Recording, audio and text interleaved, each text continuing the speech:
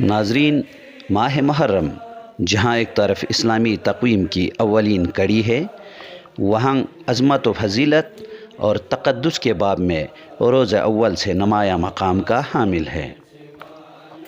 واقعہ کربلا صرف تاریخ اسلام ہی نہیں بلکہ تاریخ عالم کا نادر، عجیب و غریب اور افسوسناک واقعہ ہے۔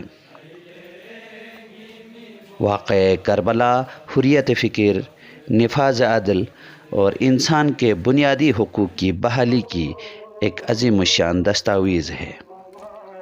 آج 10ویں محرم ہے۔ دنیا بھر سمیت گلگت بلتستان میں بھی اس دن کو امام علی مقام کے عظیم شہادت کی مناسبت سے منا رہے ہیں۔